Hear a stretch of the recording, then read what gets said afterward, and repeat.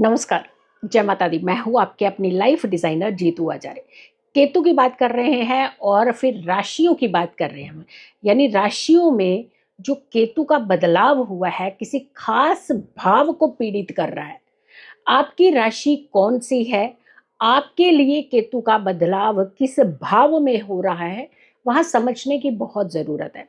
क्योंकि malefic planet का, negative planet का, जिसे हम पापी ग्रह कहते हैं, उनका प्रभाव भी हमारी ज़िंदगी में बहुत ज़्यादा होता है। जो चीज़ें विज़िबल हैं, उसको देख कर के समझना, उसके बिहेवियर को समझना आसान होता है। लेकिन जो चीज़ें नहीं दिखती हैं, लेकिन वो पीठ पीछे वार करती हूँ, तो उसे समझना, उनके पहले वार को ही समझना बहुत मुश्किल हो जाता है। फिर उनके ट्रीटमेंट का ध्यान रखना पड़ता है। तो जब हम केतु की बात कर रहे हैं, शैडो प्लैनेट ज़रूर है, लेकिन किसी भाव को अगर वो पीड़ित करता है, तो आपके ऊपर ज़्यादा प्रभाव डालता है। कुंभ राशि की बात करते हैं, एक्वेरियस की बात करते हैं कि आपके लिए केतु का जो प्रभाव है, 18 महीने तक रहने वाला जो है, ये कैसा रहेगा और किस भाव को ज़्यादा तकलीफ देगा। 18 मई शाम को 7:35 पे केतु का जो बदलाव होगा, वो सिंह राशि में चले जाएंगे केतु।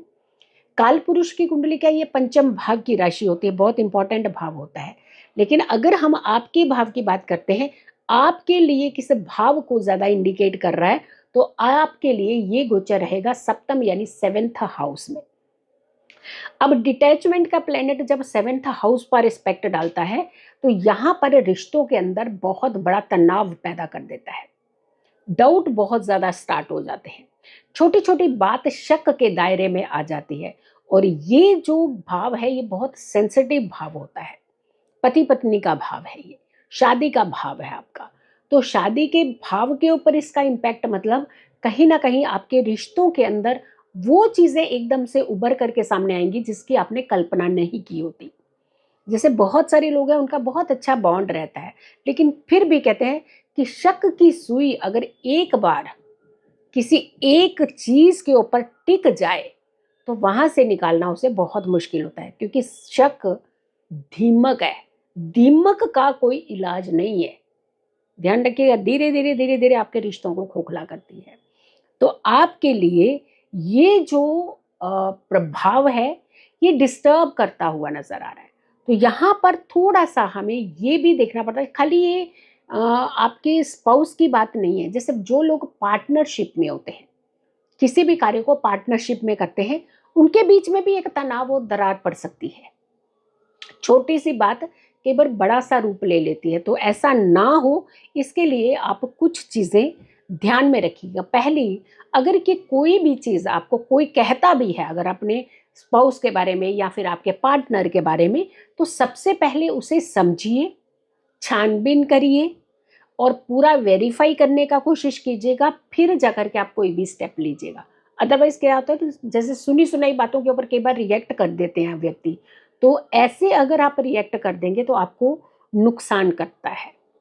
क्योंकि कोई भी चीज़ बिना सोचे समझे अगर डिसीजन लेते हैं, और खास करके सेंसिटिव चीज़ों की तरफ, जो रिश्तों की तरफ होते हैं, तो ये बड़ी, कहते हैं डोर, एक बड़ी थिन लाइन होती है एक दूसरे के विश्वास की। तो और वो विश्वास की लाइन जो है, वो टूटनी नहीं चाहिए। अगर हम राहु की बात करते हैं, तो राहु आपके भाव को प्रभावित कर रहा है। यानी आपकी राशि में राहु का गोचर होगा। मीन राशि छोड़ करके राहु आपकी राशि में आएंगे। तो 18 मई का वो जो दिन है, जो समय है, वो आपके लिए, ये मान के चलिए कि राहु का गोचर आपके लग्न में होने से आप जो फैसले लेंगे, तो अंट शंट फैसले ले लेते हैं ना, समझ में नहीं आता। कि जैसे किसी ने कुछ खाया, बटाक से पूरी उसकी बातों में आ गई, बाहर वालों की बात जल्दी सुन ली, जो घर वाले चीखते रह जाएंगे उनकी बात नहीं सुनेंगे, नहीं मानेंगे। तो यानी यहाँ पे आपको बहुत प्रिकॉशन लेने की ज़रूरत है, समझदारी से चलने की ज़रूरत है। लेकिन हाँ, डेफिनेटली हम मानते हैं ये चीज़ को, कि जब इस तरीके के ग्रहों का प्रभाव होता है, तो उस समय समझ में नहीं आता कि हम क्या फैसला लें, क्या ना लें। उसका भी एक निचोड़ जो है, वो हम आपको देंगे। जो उपाय बताएंगे, उन उपायों को ज़रूर कीजिएगा। लेकिन हाँ, उपाय से पहले मैं एक चीज़ ज़रूर कहूँगी कि आप वीडियो को ज़रूर शेयर कीजिएगा, क्योंकि जिसकी भी एक्वेरियस यानी कुंभ राशि है, कहीं ऐसा ना हो कि कुछ रिश्ते बिखर जाएं, फिर उसके बाद आप उन्हें सलाह देने चले। तो हम ये कहेंगे, वीडियो पहले शेयर कीजिएगा, कि इनकेस ऐसी सिचुएशन, ऐसे सर्कमस्टांसिस अगर रिश्तों के बीच में या फिर अपने वर्क साइट स्थान पर बन रहे हैं, तो एटलीस्ट आप उन्हें संभाल पाएँ, उन्हें संजो करके रख पाएँ। अब जैसे अपोजिशन का वजह से अपोजिट, लग्न से अपोजिट मतलब सेवेंथ हाउस। अगर हम अपोजिट भाव की बात करते हैं तो सेवेंथ हाउस का रोल काल पुरुष की कुंडली के लिए ज़्यादा इंपॉर्टेंट हो जाता है।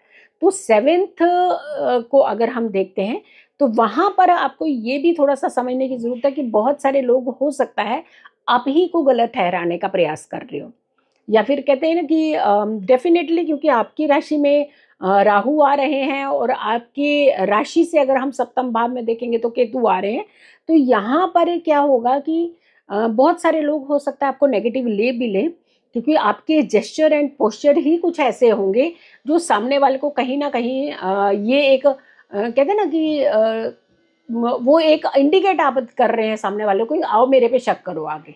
तो आप कई बार ऐसी हरकतें कर देते हैं, तो यहाँ पर भी आपको थोड़ा सा समझने की ज़रूरत पड़ेगी, यहाँ संभलने की ज़रूरत पड़ेगी, ताकि आप अगर कोई शक कर रहा है तो आप एटलीस्ट उसके बारे में सोचिएगा कि मैंने ऐसी कौन सी गलती की है, कौन सा ऐसा मैंने अगले को, सामने वाले को रिएक्शन दिया है जिसकी वजह से सामने वाला व्यक्ति जो है मेरे बारे में ऐसा सोच रहा है।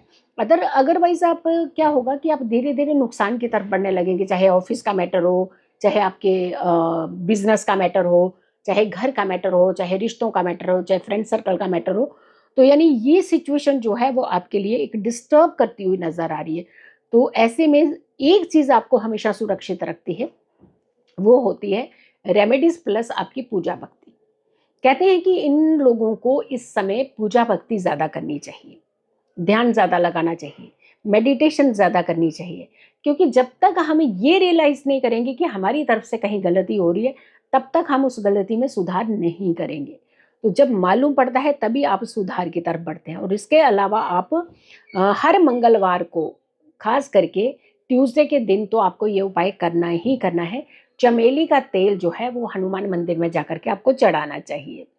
इसके अलावा आप जो एक हनुमान जी को प्रसाद चढ़ता है, बूंदी का प्रसाद होता है, वो प्रसाद आपको हनुमान जी को चढ़ा करके उसके बाद बाकी प्रसाद जो है वो बच्चों में और जो ज़रूरतमंद लोग होते हैं उन्हें बांट देना चाहिए।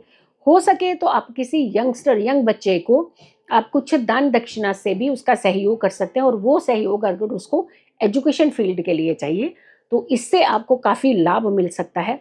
गौ सेवा ज़रूर कीजिएगा।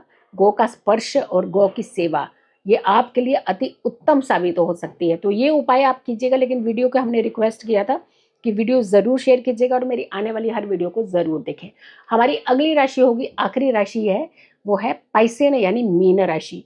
मीन राशि में केतु का बदलाव का किस तरीके का संकेत मिल रहा है, क्या चीज़ें उन्हें करने की ज़रूरत है, क्योंकि सबसे बड़ी बात क्या है कि राहु यहाँ से निकलेंगे और शनि यहाँ पे बैठेंगे।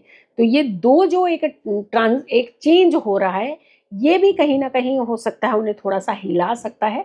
तो केतु आपके ऊपर किस तरीके का प्रभाव डालेंगे, तो मेरी आने वाली अगली वीडियो है वो है मीन राशि की पाइसेन राशि की। मेरे यूट्यूब चैनल की सारी वीडियोस को ज़रूर देखें, और अगर आपकी कोई क्वेरी है, क्वेश्चंस हैं, तो आप अपने क्वेश्चंस भी लिखकर हमारे इस यूट्यूब चैनल पर वीडियो के माध्यम से भेज सकते हैं।